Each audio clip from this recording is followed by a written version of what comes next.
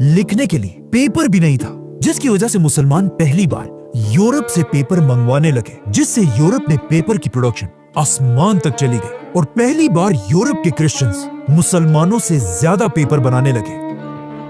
अब जब मंगोलों की तबाही के बाद पूरी मुसलमान दुनिया में एक मायूसी छाई हुई थी और साइंस और हिस्ट्री की बहुत सारी किताबें बर्बाद हो चुकी थी, इसी दौर में कुरान की तफसीर और इस्लाम की हिस्ट्री के बारे में सबसे बड़ी किताब लिखी गई, जिसका ऑलमोस्ट हर मुसलमान ने नाम जरूर सुना होगा, और इस किताब का नाम है तारीख इब्ने कसीर। इस किताब का असली नाम अल-बिदाया व निहाया है, which means शुरू से लेकर आखिर तक, जिसमें उन्होंने आदम अलैहिस्सलाम से लेकर कयामत तक हर डिटेल लिखी है। इब्ने कसीर के बाद एक और भी बहुत बड़े मुसलमान साइंटिस्ट ने इस्लाम की हिस्ट्री पर किताब लिखी, जिन्हें कुछ लोग मुसलमानों का आखिरी बड़ा साइंटिस्ट मानते हैं, जिनका नाम था अल्लामा इब्ने खल्दून, और ये है उनकी किताब। इस किताब की पहली जिल्द को आज तक हार्वर्ड और ऑक्सफोर्ड जैसी यूनिवर्सिटीज में पढ़ाया जाता है, बल्कि इब्ने खल्दून के नाम पर आज भी तुर्की में एक बहुत बड़ी यूनिवर्सिटी बनी है।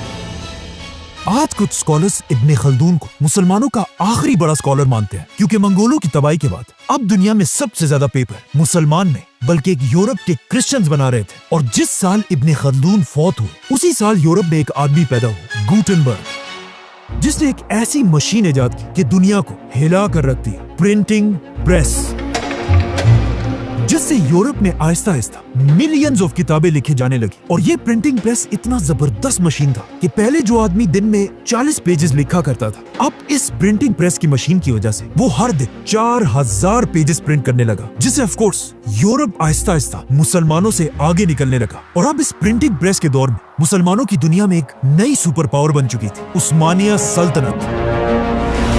और उस्मानिया सल्तनत ने एक ऐसा फैसला किया जिसे आज तक उनका सबसे बड़ा ब्लंडर माना जाता है। उस्मानिया सल्तनत के बादशाह और स्कॉलर्स ने मिलकर एक बहुत ही अजीब ऐलान किया कि ये मशीन प्रिंटिंग प्रेस मुसलमानों के लिए हराम है। और वो इसलिए क्योंकि कुछ स्कॉलर्स ने कहा कि इल्म सिर्फ कलम से लिया जा सकता है, मशीनों से नहीं। कुछ ने कहा कि ये तो एक क्रिश्चियन इन्वेंशन है, इसे तो हराम होना चाहिए। और कुछ स्कॉलर्स इस बात से डर रहे थे कि अगर हर मुसलमान के हाथ में किताब आ गई तो फिर हमारा क्या होगा। जो भी हो, अब एक तरफ यूरोप के पास 1000 प्रिंटिंग प्रेस थे और दूसरी तरफ मुसलमान दुनिया में 0, मतलब एक मुसलमान अब भी दिन में सिर्फ 40 पेजेस लिख सकता था। और इसके मुकाबले में यूरोप का एक क्रिश्चियन दिन में 4000 पेजेस प्रिंट कर सकता था। तो ऑफ कोर्स यहाँ से मुसलमानों का डिक्लाइन शुरू हुआ और यूरोप ऊपर जाने लगा और मुसलमान इल्म और नॉलेज को छोड़कर ताजमहल जैसी बड़ी बड़ी बिल्डिंग्स बनाने लगे और यूरोप में यूनिवर्सिटीज और लाइब्रेरीज बनने लगी, जिसकी वजह से इब्ने खल्दून और अल-बेरूनी की बजाय अब दुनिया के बड़े बड़े साइंटिस्ट यूरोप में पैदा होने लगे। Leonardo da Vinci, Galileo, Newton.